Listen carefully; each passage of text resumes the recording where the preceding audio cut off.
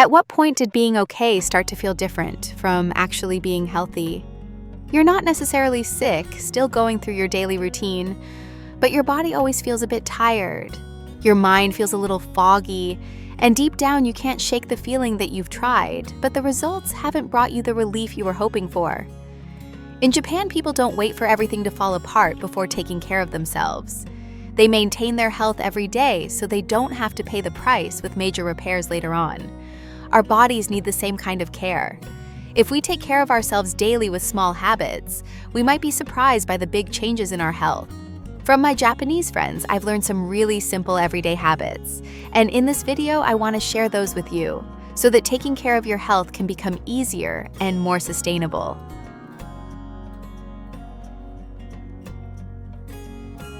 The first habit.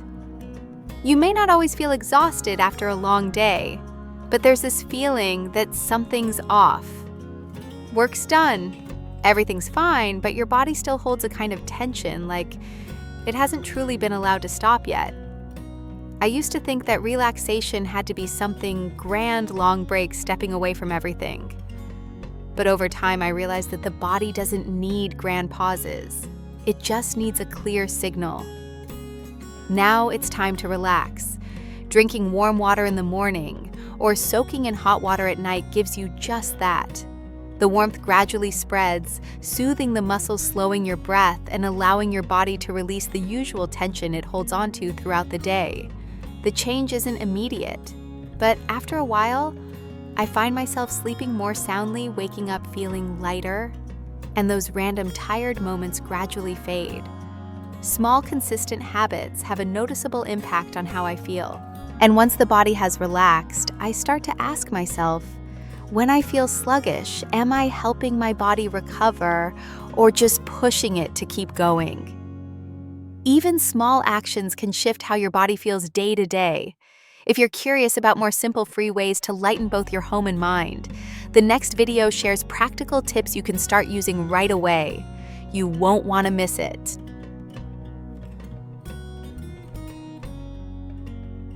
Next up, a reflex that many people share when feeling sluggish, reaching for something sweet or caffeinated. A cup of coffee, a sugary snack just enough to wake up and power through the rest of the day. But if you pay attention, you'll notice that the wakefulness doesn't always come with comfort. It's like borrowing energy from your body for a short time. A few hours later, fatigue comes back even stronger, along with bloating, sluggishness, and a sense of dragging.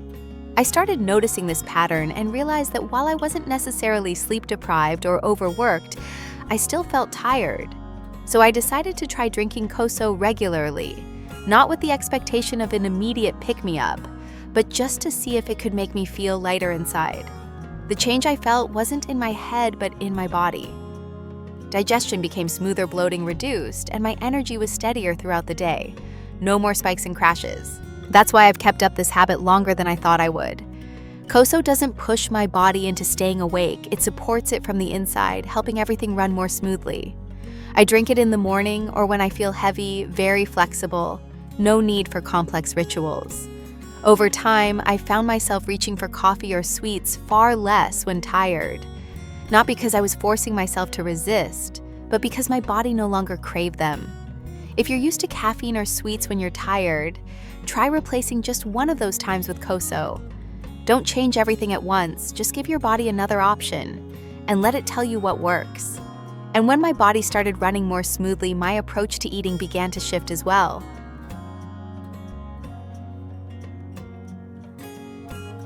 The next habit is like a gentle lever helping your body function smoothly without the constant ups and downs. We often think we eat because we're hungry, but most of the time it's out of habit. The familiar sight of a plate, the portion sizes we're used to, and a common belief I have to eat until I'm full to consider the meal complete. If the food's delicious, it's hard to stop. If there's still food on the plate, we don't want to waste it. And so we're led by reasons that aren't always rooted in true need. I used to eat this way for a long time. Every meal ended with a feeling of fullness, sleepiness, and a noticeable slowing of my mind. It wasn't painful or uncomfortable right away, but there was this lingering heaviness that made my afternoons more tiring than they needed to be. Things started to change when I tried stopping at around 80% full. At first it felt strange. I didn't feel that familiar, satisfied feeling. My mind would still ask, is this enough? But I didn't force myself to eat less. I just learned to stop a little earlier and paid attention to how my body responded. After just a short time, my body adapted much faster than I expected. The sense of fullness became lighter. The biggest difference was how I felt afterward: lighter, more alert, and no longer weighed down. That's when I realized the body actually knows when it's had enough. I just hadn't been giving it the chance to speak up before. And I also realized that taking care of my body isn't just about what I eat during main meals, but how I listen to it and make mindful choices throughout the day.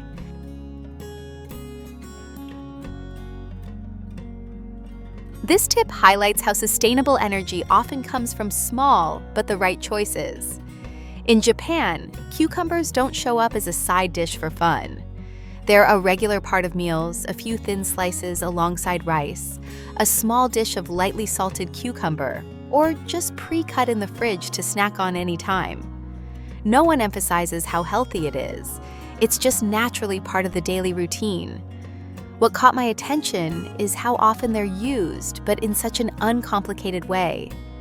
At first I thought it was strange, a vegetable mostly made of water, with a very mild taste. Why use it so often? But the more I paid attention, the more I realized because it's light, the body absorbs it easily. It doesn't tax your digestion. It doesn't add burden. It simply hydrates and soothes you from within. When I started incorporating cucumber this way, not as a snack, but as a familiar part of my day, my body responded. Thirst decreased noticeably. I felt lighter, and the afternoon heaviness or internal heat faded. What I love most about this habit is that it doesn't feel like I'm taking care of my health. It's just a natural choice, eating something cool, light, and letting my body adjust its rhythm. Perhaps that's why the Japanese don't look for complicated ways to hydrate. They let something as simple as cucumber do the job every day, slow but steady. And once my body had enough water and felt lighter inside, I realized to stay healthy for the long term, just eating and drinking isn't enough. My body also needs to move naturally.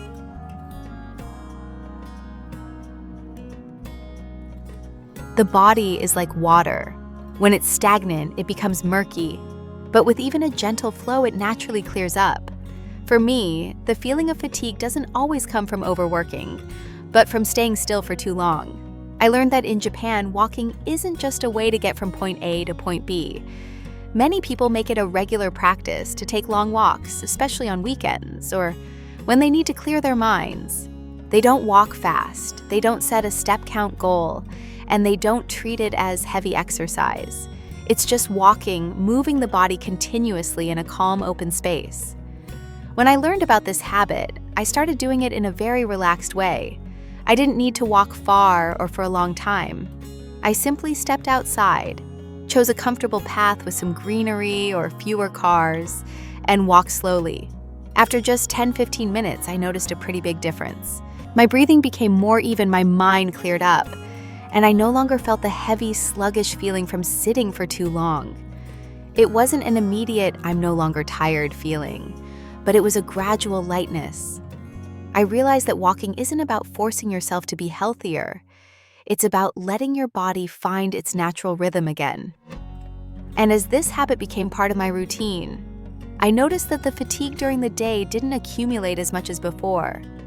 From this walking habit, I began to look for ways to energize my body in a lighter, more natural way.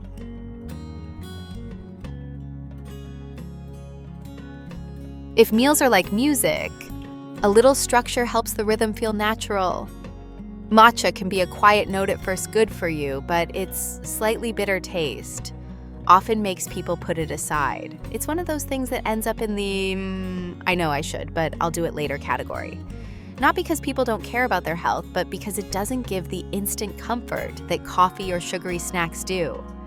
The Japanese don't force themselves to drink matcha for health. Instead, they find ways to fit it naturally into their daily routines. A bit diluted, blended into a smoothie, or mixed with warm milk, it's flexible, gentle, and low pressure. It's not about discipline or willpower. It's about making something beneficial feel easy and even enjoyable. When I started this way, it became effortless. No grimacing, no forcing myself. Matcha became a calm part of my morning, not a health chore. What I love most is the gentle, steady alertness it brings, a gradual wakefulness from within, not a sudden jolt. It doesn't push my body, it supports it quietly, letting me start the day in a more balanced state. If you've tried matcha and given up, it might not be that it's not for you. Maybe you just haven't found the version you enjoy. Starting with a lighter, more pleasant drink is enough to let your body adjust naturally. And as matcha became easier to drink, I began noticing something else. The Japanese approach to eating itself is smooth, deliberate, and rhythmic. Every habit, every pause, every sip seems designed to make life feel calm, balanced, and quietly satisfying.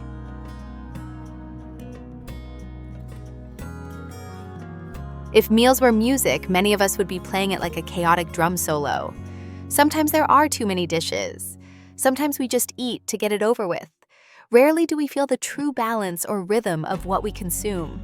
The rush, the distraction, and the habit of finishing everything on the plate often drown out the subtle cues our body is sending. The Japanese approach meals differently. They don't aim for extravagant feasts, but keep meals simple and structured, allowing the body to know what to expect without guessing or overcompensating. Each component has its place, creating a quiet rhythm that supports digestion and energy flow, rather than overwhelming it. At first glance, the Sansai Meal plan might seem a bit complex, but in reality, it makes eating simpler. It provides a gentle framework, 3 balanced components, typically rice soup, and a main dish, sometimes with vegetables, without demanding perfection.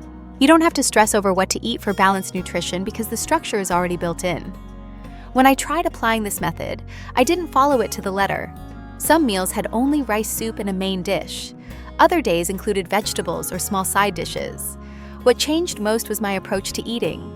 I became more mindful, attentive to the pace of my meals, and stopped finishing everything out of habit. Overeating or rushing gradually gave way to a more relaxed rhythm. Sansai isn't a strict rule. It's a foundation I return to whenever I feel lost about food. Enough variety, enough balance, and no forcing yourself too hard. As my meals became more balanced, I noticed a shift in my mood afterward. I felt lighter, more alert, and less sluggish. And when my body wasn't so preoccupied with digesting, I realized my mind could finally rest, too, experiencing a quiet clarity that comes only from giving the body what it truly needs.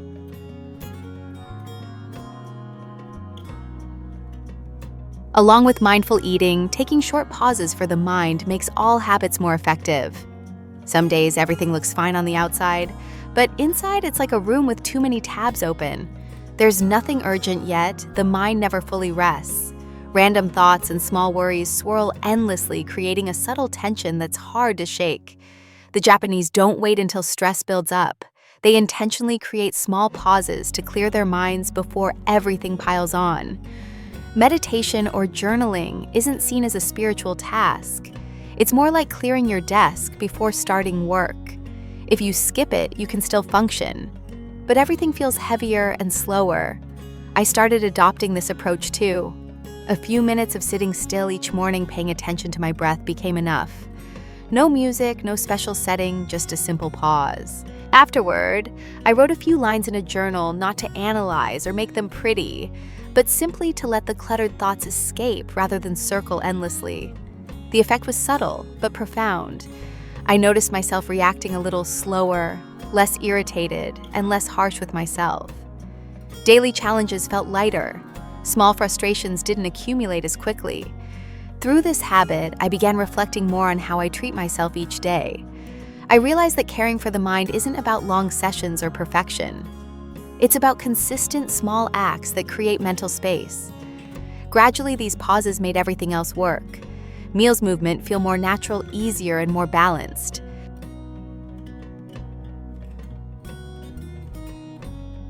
Self-care doesn't always mean adding another item to your to-do list or striving to meet some external standard. Often, it's about pausing the endless cycle of trying to fix yourself.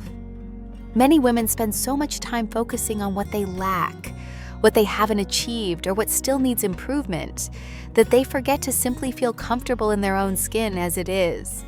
That quiet everyday ease is often overlooked. In Japan, conversations about the ideal body are rare. Instead, the focus is on living in a way that feels natural and comfortable with the body you have right now. Self-care can be as simple as not piling on too much makeup, not forcing perfection, and allowing yourself to show up authentically without judgment or pressure. It's about giving yourself permission to exist fully in the present. Letting go of these pressures frees energy for more meaningful things. The lightness didn't come from changing anything outwardly. It came from stopping the habit of being too hard on myself. That subtle shift in mindset transformed daily choices. They no longer felt like obligations, but gentle acts that supported my overall well-being. One of the simplest yet often overlooked habits that emerged was protecting my skin every day. Sunscreen applied with the same ease as brushing my teeth or washing my face became a natural part of my routine. It wasn't about looking better instantly. It was about nurturing and protecting my body consistently day after day. When self-care stops being a checklist and becomes an act of kindness toward yourself, subtle changes appear: more energy, less mental clutter, and a quiet sense of ease that radiates from within. It's a reminder that small, gentle habits repeated consistently can quietly, profoundly transform how you feel both physically and emotionally.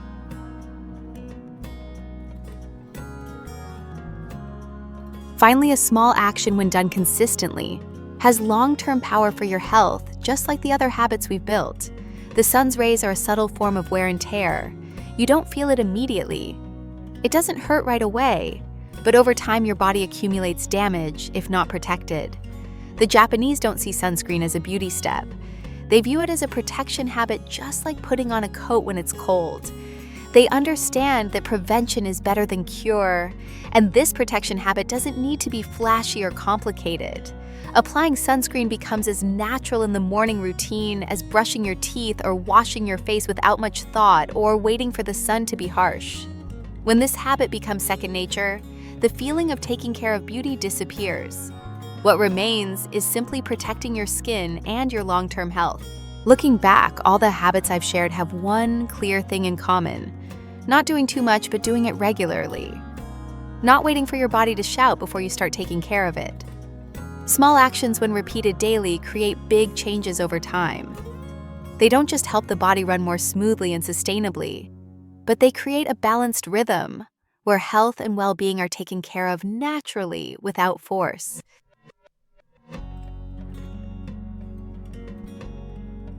You don't need to give up everything or change it all at once. Just dare to choose differently and try one small adjustment. Start with the thing you've been hesitating over the most, maybe a morning glass of Koso, a few cucumber slices during the day, or a gentle cup of matcha. Simply notice how your body responds, and you'll feel small but clear changes. If you want to dive deeper into how psychology affects habits and pick up tips to make both your home and mind feel lighter, stay tuned for the rest of this series. Each upcoming tip is a piece of the puzzle to help you listen to your body, organize your space, and care for yourself in the most natural way.